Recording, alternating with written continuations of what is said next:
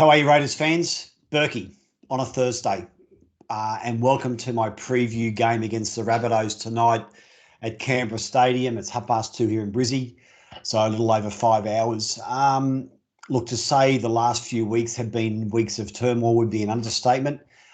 Look, we're definitely struggling, but look, through all that, we're at round 8. So, we're a third of the way through the season. There's still 16 rounds to go.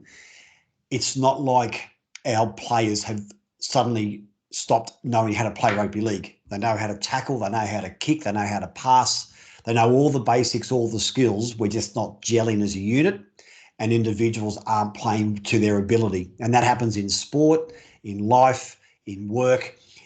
Everyone goes through a rough trot, and unfortunately now, of course, we're in the public eye a lot more. It's affecting us a hell of a lot compared to other sort of people or teams or so on. But we can get ourselves out of it, and I think it's going to start tonight. If we can tweak a few things, which I'll cover in my top 10, I think we can get over the Rabbitohs and have a good win tonight. But look, let's start with the Rabbitohs. So they've basically been on fire. From my perspective, it comes down, number one, to Damien Cook and Tom Burgess. Now, those guys, their 1-2 punch, particularly earlier on in the game, and usually at the back end of the second half when Tom Burgess reappears from his break, is where South really get a lot of momentum. So obviously Damien Cook extremely fast out of the ruck area, so we have to win the ruck. Cook is awesome when his big forwards, particularly, as I said, Tom Burgess. Tonight's going to be Jay Arrow, Jaden Sewer, Cam Murray, Mark Nichols when he comes on, Liam Knight, and so on. They desperately win the ruck for Cook to get out of dummy half, get over that advantage line, and Damien Cook plays behind the play the ball. He's very, very good exponent of a lazy marker or a lazy edge defender that's not coming across the cover on the inside, is where he gets his gap. So we've got to be really on our mark, and we've got to keep that defensive line as tight as possible. Force South to play it wide. If we can take away one of their strengths of Cook sniffing around that ruck area to get some momentum with a quick play the ball, we're going to force South to go to their plan B. So we really need to force South off their game, and Damien Cook is their number one, followed by number 2, Tom Burgess. So once again, he's the biggest man on the field. So Cook really plays off him with a lot of their first up hits. So he'll either send Tom Burgess to the left edge to try and give some space to Benji, which I'll cover shortly, or he'll send him to the right edge. So particularly the likes, to our left edge. So particularly the likes of Elliott, Jack, and tonight Seb. They've really got to be on their mettle to have confidence in their defence and not get sucked into 3 or 4 guys trying to get Tom Burgess down, which gives Damien Cook that leverage that he needs to get their yardage going. So Burgess is a big worry. Like all Burgess brothers, he has some silly errors in his game, and he also has some penalties in him if we can frustrate him as well. Number 3, I've gone for Adam Reynolds and Cody Walker. Even though Walker's at fullback, those two will still be combining a lot with their 1-2 punch. So Reynolds will be playing right edge for South, which is our left edge. Jack and Elliott and Seb, as I said, and Bailey, or it might be Jordan. Just depends where they play them. We've really got to get that line up nice and quick, because Reynolds and Walker work really well together. Reynolds usually gets it, misses out a forward running through. Walker swings around the back looking for someone trying to come in off their line. Now, Walker 9 times out of 10 will hit the winger with a face ball in front of the centre. So whether it's going to Bailey's side or going to Jordan's side, do not get sucked in. You've got to have confidence in your centre, which will be Sebastian Chris. So you must have confidence he will make a one-on-one tackle. If you suck in, Walker's going to hit the winger 9 times out of 10, and we're going to be in a lot of trouble on the inside. So even though Walker's fullback, him and Reynolds will still try and act as if they're playing half and 5'8", particularly with their attacking game. Number 4, I've gone Benji. He always gives us trouble in Canberra, no matter who he's playing for.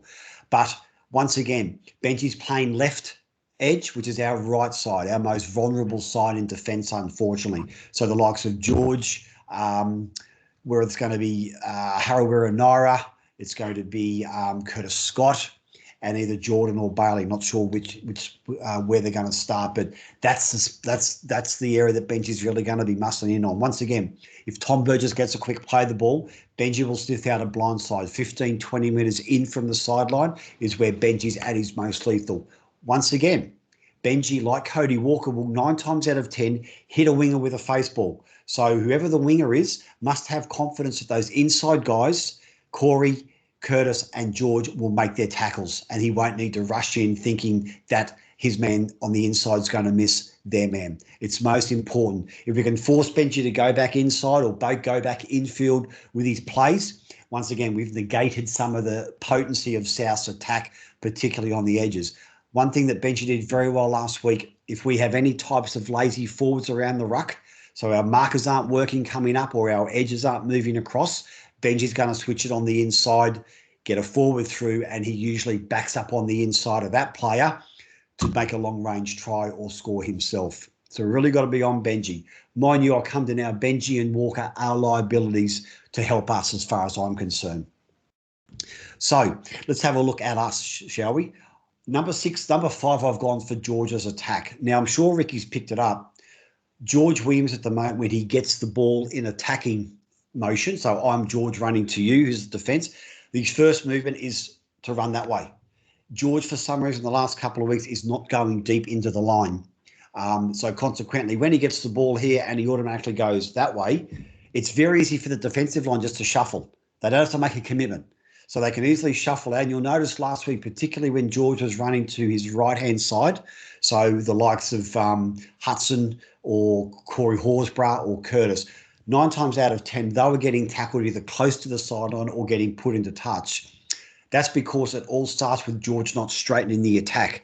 The moment George can get in and straighten the attack up, like run straight to the camera, then suddenly he's stopping those defenders who are sliding in their tracks because they're not sure whether he's going to run or whether he's going to turn it inside or what he's going to do. So by stopping those guys in defence, he gives us far more space out wide for those guys to get a one-on-one with someone or to get a second man or to get an overlap in some way, shape or form. But as soon as George Williams looks that way, the defence easily slide. Same when he comes back to the left to link up with Jack. He's not really digging deep into the line. He does his little tweak, then gives it to Jack on the run. But he's not bringing anyone out of the defensive line to tackle him. So once again, when he's joining up with Jack on the left edge, the defence can easily read that and slide across, and they can number two. They can get them two.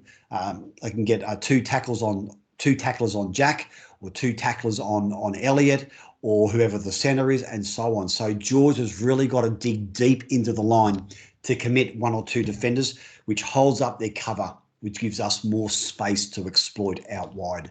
That's where it starts tonight. Tom Starling, number 6, had a great game last week. The cries were loud about him replacing Hodgson. That's now happened. It's his second week back playing starting hooker. He gets a lot more confidence. He gets some more cohesion with George and Jack and the forwards. The only thing Tom has to work on, which Hodgson does very well, is his pass from dummy half. Tom has a tendency to stand up and then pass sometimes. He's got to be really crisp and slick from the ground. Takes away a half a second or a second for the defensive line to get up into our face. So it's most important that we don't waste that time with his passes not being flat and crisp. If they're loopy and lofty, it gives their defensive line time to get up and really belt us. So that's the only thing I think Tom has to work on. It's a work in progress. It's not going to happen overnight.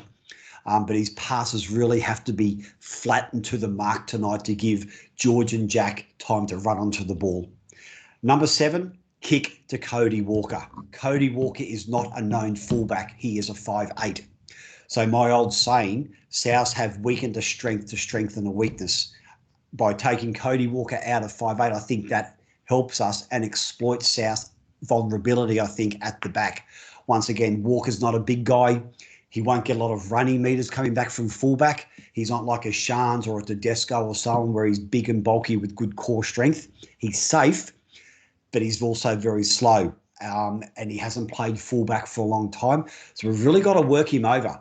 Bombs, we've got to kick the ball on the ground to him. We can't just kick it on the full and give him easy meters. So it's definitely a weakness, him being at fullback. It certainly helps us with him being back there because once again, it takes him out of the attacking line consistently. He's got to try and pick his moments where he comes in. But once again, we just need to nullify his possibilities of coming out of the back by making sure when we kick to him, we don't do it on the full, we're actually bouncing the ball to him. Number 8, I've gone for our back 3. Obviously we're missing Shans doing 240, 250, 260 metres consistently. Caleb, Bailey and Jordan. Jordan's run meters are great. Bailey's and Caleb's the last few weeks have been a little bit down. Well, Bailey never even played last week. So if those guys aren't getting that impact we usually get from our back 3, particularly Sebastian, Chris and Curtis Scott, have to get in there and help. We need some big run meters from those guys coming out of our end. Sebastian and Curtis can't get the ball and go back into the marker area. It's a wasted burn tackle. They've got to skirt wide. South have a big forward pack. We've got to move them around. Sebastian and Curtis, if they are back there helping out our back 3, they've got to spread the ball and run out to the edges, which I'll get to in a minute. So they've really got to be back there helping our back 3. We're losing a little bit of impact with those guys by having a couple of injuries. So we need to share that workload. Number 9, I've gone play to Reynolds and play to Benji. Well, Reynolds and Benji are great in attack. They're little guys. So in defence, they're going to be probably inside the wingers. And they're going to move their centres into closer to the ruck to do the tackle. So we've really got to think smart. Try and get our attack to Benji and Reynolds. They're not going to do massive one-on-one tackles. They're not that type of tackler. They need help from a second rower or a winger or someone. We've really got to commit these guys to defence, but we've really got to play smart, find out where they are and go hunting for them, particularly the likes of Harawira, Horsburgh, when Joseph Tarpany comes on, when Hudson Young come on, those guys with fast feet, we've really got to make Benji and Reynolds work overtime in defence. Make them get up off the ground. Every time they make a tackle, make sure they go to ground with you and tie those guys out as much as possible. So we've got to play smart with Reynolds and Benji and really make them commit to consistent repeat tackles to tire them out. Number 10, I've just touched on it, our bench. The South bench is strong. Nichols, Knight, Host and Magoo. Ours is as strong. Havili, Tarpany, Horsburgh and Young. I think the game could really be won there. So when our guys get on, they've got to be 5-10% more impactful, more passionate, more enthusiastic than the South bench. Once again, South have a couple of injuries, which is obviously helps our cause. Latrell suspended. But that bench rotation for us tonight, if we can get that right, and not play Havili for no more than 8 minutes. But he needs to really get that bench working consistently with a lot more playing time to really suck the juice out of South's bench and the rest of their forward pack.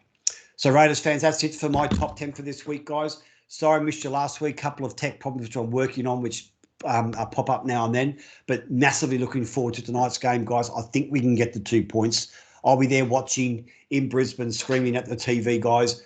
Enjoy your time at Raiders Stadium. Those going out to the game tonight, I envy you. I want to hear a loud and massive Viking clap, guys. But as always, this is Bourkeys. Bleed green, out.